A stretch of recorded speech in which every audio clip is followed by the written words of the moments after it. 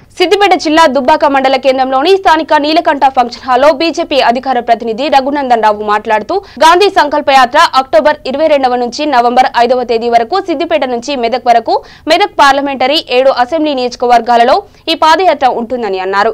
గాంధీజీ కలలు కన్న దేశంలో నరేంద్ర మోడీ నాయకత్వంలో గాంధీ కలలు కన్న స్వరాజ్యం నెరవేర్చాలని ఈ పాదయాత్రకు పెద్ద ఎత్తున బీజేపీ కార్యకర్తలు ఈ కార్యక్రమంలో పాల్గొనాలని ఈ సందర్భంగా వారికి పిలుపునిచ్చారు. పూజలు చేసి ఈ యాత్ర ప్రారంభమవుతా ఉంది. సిద్దిపేట, దుబ్బాక, మెదక్ 3 అసెంబ్లీ నియోజకవర్గాల తర్వాత దీపావళికి 3 రోజుల విరామం తీసుకుని తర్వాత 4 అసెంబ్లీ నియోజకవర్గాలకు సంబంధించినటువంటి ఈ పాదయాత్ర కొనసాగుతుంది.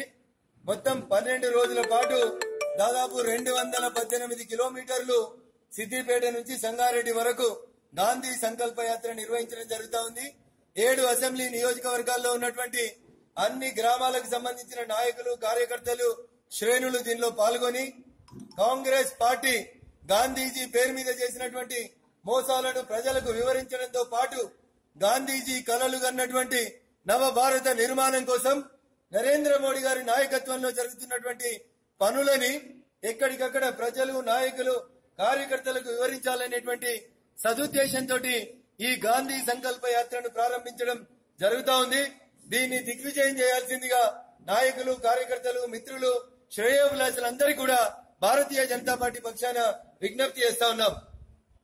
మేరకు అక్టోబర్ 22వ తారీఖు నుంచి నవంబర్ 5వ తేదీ వరకు సిద్దిపేట నుండి సంగారెడ్డి వరకు గాంధీ సంకల్ప యాత్ర పేరిట మెదక్ పార్లమెంటు పరిధిలో 7 అసెంబ్లీ నియోజకవర్గాలని కవర్ చేస్తూ 15 రోజుల పాటు గాంధీ సంకల్ప యాత్రకి ఈ నెల 22వ తారీఖు ఉదయం 9 గంటలకు సిద్దిపేటలో ఉన్నటువంటి వెంకటేశ్వర దేవస్థానం వద్ద పూజలు చేసి ఈ యాత్ర ప్రారంభమవుతా ఉంది. సిద్దిపేట, దుబ్బాక, మెదక్ 3 అసెంబ్లీ నియోజకవర్గాల తర్వాత దీపావళికి 3 రోజుల విరామం తీసుకుని తర్వాత 4 అసెంబ్లీ నియోజకవర్గాలకు సంబంధించినటువంటి ఈ పాదయాత్ర కొనసాగుతుంది. మొత్తం 12 రోజుల పాటు దాదాపు 218 కిలోమీటర్లు సిద్దిపేట నుంచి సంగారెడ్డి వరకు గాంధీ సంకల్ప యాత్ర నిర్వహించడం జరుగుతా ఉంది.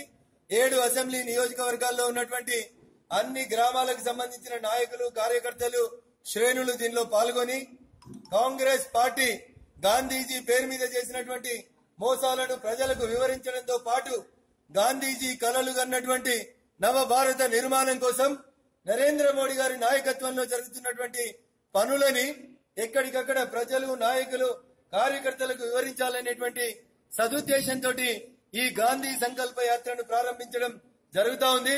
దీన్ని దిగ్విజయం చేయాల్సిందిగా నాయకులు, కార్యకర్తలు, మిత్రులు, శ్రేయోభిలాషులందరికీ కూడా భారతీయ జనతా పార్టీ పక్షాన విజ్ఞప్తి చేస్తా ఉన్నాం.